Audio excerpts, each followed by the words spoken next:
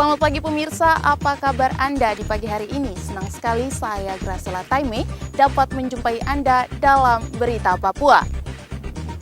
Sejumlah informasi menarik dan teraktual telah berhasil dirangkum tim redaksi kami.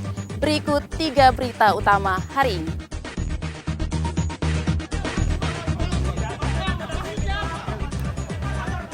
Tak terima keluarganya meninggal, sejumlah warga merusak fasilitas rumah sakit Kabupaten Kaimana, Papua Barat. Cegah COVID-19, Otoritas Pelabuhan Jayapura perketat pemeriksaan protokol kesehatan. PPKM dilonggarkan, pasangan yang menikah di Merauke meningkat 40%.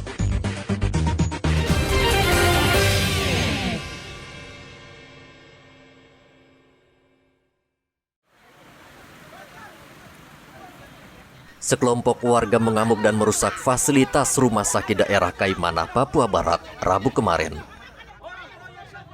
Mereka protes karena salah satu anggota keluarga mereka, Herto, meninggal dunia dan menuduh akibat divaksinasi petugas kesehatan di rumah sakit.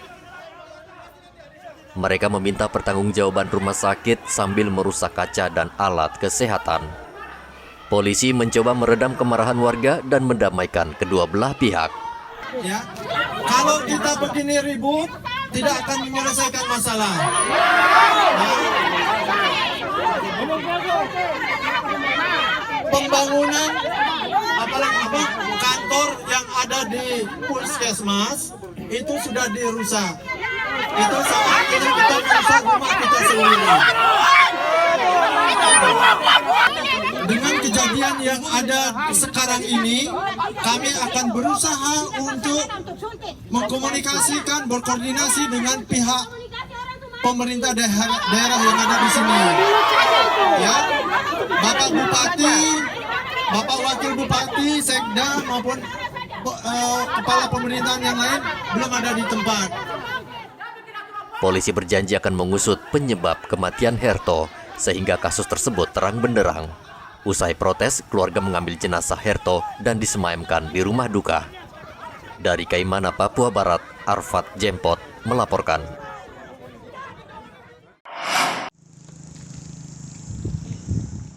Pemuda ini harus berurusan dengan polisi karena tidak bisa menahan nafsu birahi. Ia ditangkap polisi karena meniduri pasangannya hingga hamil 2 bulan. Janji pelaku untuk menikahi rupanya hanya tinggal janji. Saat mengetahui pacarnya hamil, ia malah menolak menikahinya sehingga orang tua korban melaporkannya ke polisi. Pemuda itu ditangkap di kawasan Lampu 1 dan langsung dijebloskan ke penjara. Polsek Kota saat ini sedang menangani kasus persetubuhan terhadap anak di bawah umur, yang mana antara korban dengan terlapor ini ada hubungan pacaran. Kemudian dengan segala bujuk rayu si terlapor, akhirnya korban merasa nyaman dengan janji-janji yang diberikan sehingga korban mengikuti apa yang diinginkan oleh terlapor. Sehingga belakangan ketahuan sama orang tua, setelah ditanya korban mengaku bahwa korban sudah hamil 5 bulan, sehingga orang tua atau kakak daripada si korban merasa dirugikan dan mereka melapor kepada pihak kepolisian, yaitu di Polsek Merauke Kota. Kemudian tim dari Polsek berupaya untuk mengejar pelaku dan menangkap pelaku. Kemudian ya puji Tuhan, pelakunya bisa ditangkap dan sekarang sedang dilakukan proses penyidikan. Pelaku diancam hukuman maksimal 12 tahun penjara. Kasus seperti ini kerap terjadi. Biasanya pelaku merayu korban lalu memberikan janji-janji kosong untuk menikahinya. Polisi menghimbau orang tua agar lebih mengawasi anak perempuannya agar tidak terkena bujuk rayu gombal pria yang tidak bertanggung jawab. Muhammad Ridwan melaporkan dari Merauke, Papua. Propam Polres melakukan razia penerapan disiplin terhadap anggota kepolisian di sejumlah kantor kepolisian di Mimika. Sejumlah anggota yang absen atau tidak masuk kantor tanpa alasan langsung didata dan diberikan teguran dan pembinaan. Datang dari tiga kelompok, kita tidak penting mengecek keberadaan personil, bahwa ada kekurangan, yang ada yang sakit. Kalau legal ya berarti dibawa kembali. Biasa kami tegur, berikan arahan, berikan motivasi. Kadang-kadang kita lakukan mereka karena ada hal-hal yang mereka lakukan. Mungkin karena ada keluarga yang besar, yang harusnya mereka sudah selesaikan beberapa waktu sebelum mereka melakukan proses. Ini mereka tidak lakukan karena capek dan sebagainya.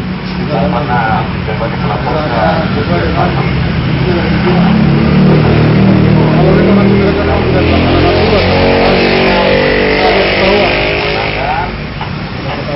Setelah itu sudah dari hari, 2 hari, 3 hari kita tetap. Kepolisian terus berbenah untuk meningkatkan citra dan kepercayaan masyarakat. Saat ini kepolisian tengah disorot karena beberapa anggotanya terseret kasus hukum. Dari Mimika Papua, Igobat Memolin melaporkan.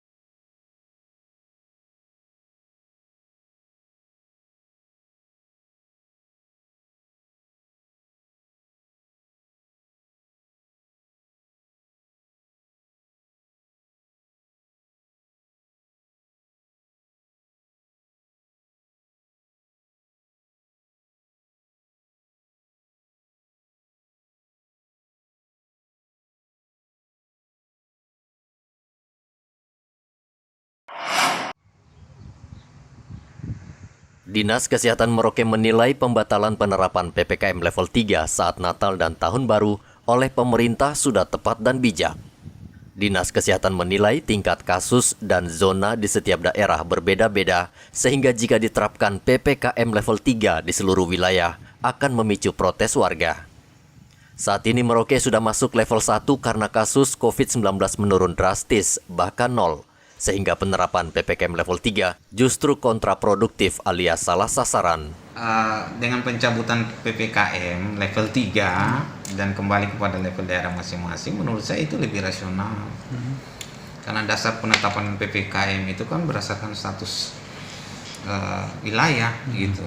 Dia berada pada situasi apa gitu. Dan menurut saya selama ini terkait dengan prokes yang seperti saya sampaikan beberapa, di tempat-tempat ibadah itu memang sudah prokes ketat. Umat harus pakai masker, ya. Kemudian tempat duduk sudah diatur, di temu ada disiapkan tempat cuci tangan. Jadi untuk prokes sesuai dengan syarat-syarat PPKM itu sudah jalan, gitu. Jadi tinggal kita laksanakan seperti biasa, seperti yang sudah jalan kok. Gitu. Artinya tidak ada masalah ya dok ya? Tidak ada masalah dalam itu karena selama ini sudah dilakukan oleh selama ini sudah dilakukan. Iya. Dampaknya apa kalau saya bilang? Mungkin masih banyak juga, ada juga masyarakat yang mungkin prokesnya masih longgar kan gitu, atau kita masih banyak yang tidak pakai masker dengan ini. Tapi ada banyak juga lebih banyak orang masyarakat yang taat dengan prokes. Dampaknya apa? Kan kita lihat situasi COVID kita, dia udah landai dan tetap seperti itu. Ya. Ini yang kita jaga, prokes harus tetap jalan supaya ini tidak berkembang naik lagi. Meski sudah dibatalkan, pemerintah daerah Merauke tetap melakukan pengetatan saat Natal dan Tahun Baru, terutama membatasi hanya 50% jemaat yang beribadah di gereja. Warga juga diminta tidak berlibur sehingga tidak terjadi pergerakan massa yang besar yang bisa menimbulkan klaster penularan baru. Muhammad Ridwan melaporkan dari Merauke, Papua.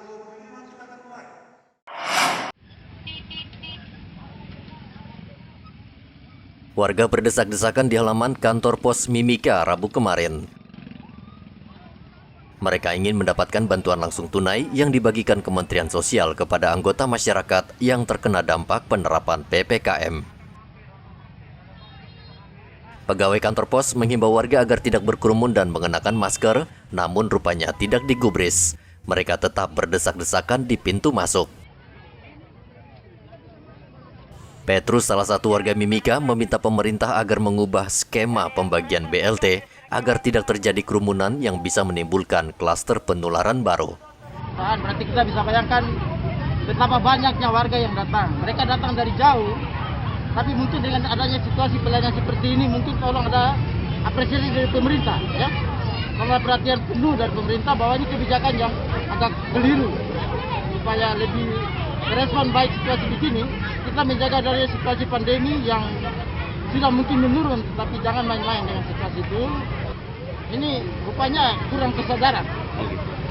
Kurang kesadaran dari warga bagaimana caranya mereka karena mungkin ingin cepat dapat uang, tapi tidak memikirkan bahwa kesehatan atau keselamatan itu yang lebih diutamakan. Yang ada warga yang mengeluh sama tadi saya sempat dengar masukan bahwa ini satu apresiasi dari warga sendiri dengan melihat kondisi yang ada, mungkin lebih baik ada tindak lanjut dari pemerintah. Maksudnya dari pihak-pihak berwenang, mereka untuk terlibat dalam hal ini ambil satu keputusan baik untuk menjaga hal-hal yang tidak kita inginkan itu bisa terjadi. BLT diberikan kepada setiap kepala keluarga yang masing-masing mendapatkan uang tunai sebesar Rp600.000. Warga wajib membawa KTP dan kartu keluarga agar bisa menerima bantuan yang berlangsung hingga 15 Desember. Dari Mimika, Papua, Igobat Momolen melaporkan.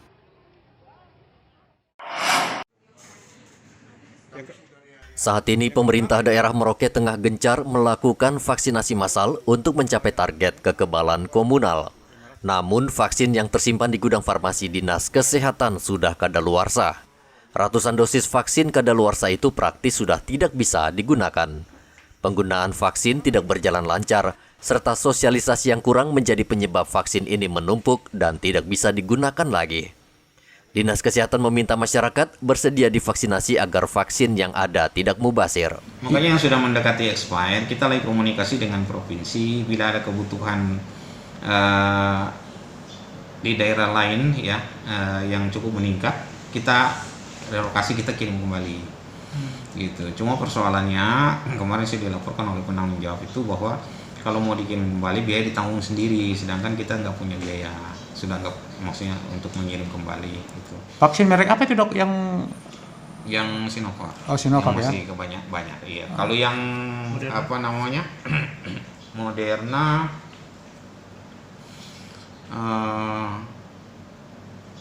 ada yang sudah expire. Ada berapa banyak itu dok yang Ya. Moderna? Yang expire itu ada berapa? Nah, saya belum tahu yang mana persis. Tapi sudah ada ya? Iya. Dan itu akan dikembalikan atau dimusnahkan dok? Iya, kalau sudah expire ngapain dikembalikan? Nanti dimusnahkan. Tentu kita menunggu petunjuk ke pengusahaan yang sudah expire. Dinkes terus bekerja sama dengan Polri dan TNI guna menyasar warga yang ada di perbatasan Papua New Guinea sehingga cakupan vaksinasi bisa merata seperti di sejumlah kota. Muhammad Ridwan melaporkan dari Merauke, Papua.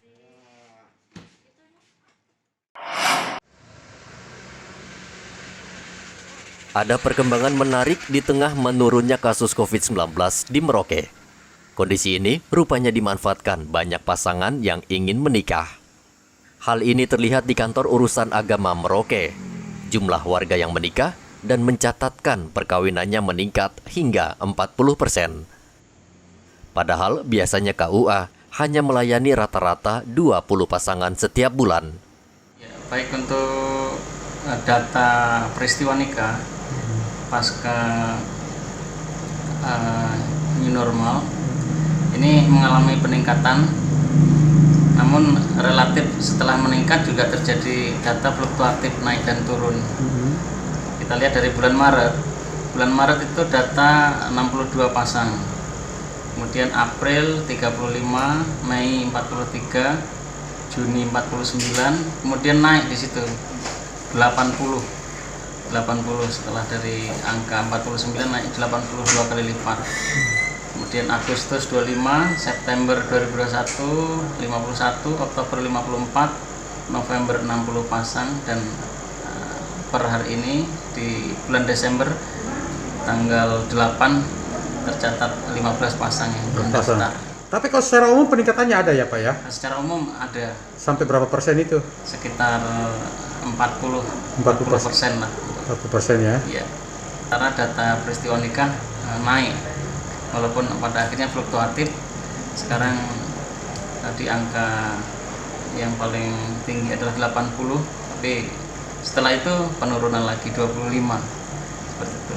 Kemudian naik lagi, yang jelas fluktuatif jumlahnya. Hal ini juga terkait dengan naik turunnya jumlah pasien COVID. Nah, di mana ketika terjadi angka naik, biasanya peristiwanya menurun. Nah, begitu agak menurun peristiwa COVID-nya, peristiwa naik, peristiwa nikah menjadi naik. Selama bulan Desember ini, KUA mencatat 30 pasangan yang mendaftar untuk menikah. Namun, KUA tetap mengontrol setiap pernikahan yang dilangsungkan warga, yakni tetap membatasi tamu undangan, serta menerapkan protokol kesehatan yang ketat. Muhammad Ridwan melaporkan dari Merauke, Papua.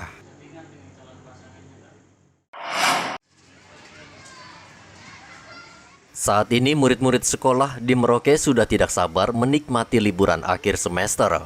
Khususnya murid Nasrani, mereka tentu ingin menyambut hari Natal dan Tahun Baru bersama keluarga. Namun mereka masih harus bersabar karena sekolah di Merauke masih menunggu keputusan pemerintah daerah untuk menentukan kapan liburan semester dimulai. Meski ujian sudah selesai, saat ini murid masih tetap harus bersekolah. Saat ini Kementerian Dalam Negeri tengah menggodok aturan PPKM sehingga penerapan libur akhir semester bisa menyesuaikan instruksi Kemendagri.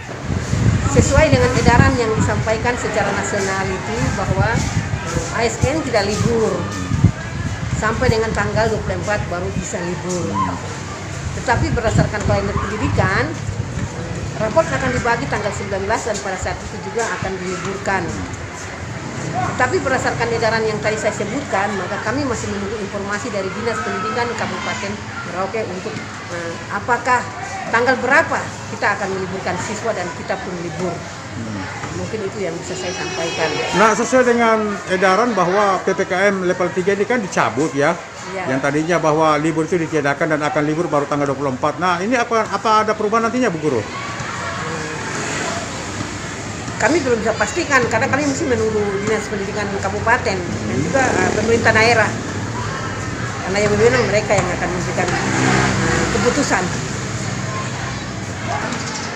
Untuk sementara SMP Negeri 2, siswa-siswi atau anak-anak kami tetap masuk sekolah seperti biasa sambil menunggu edaran yang akan disampaikan kepada kami tentang kapan akan libur.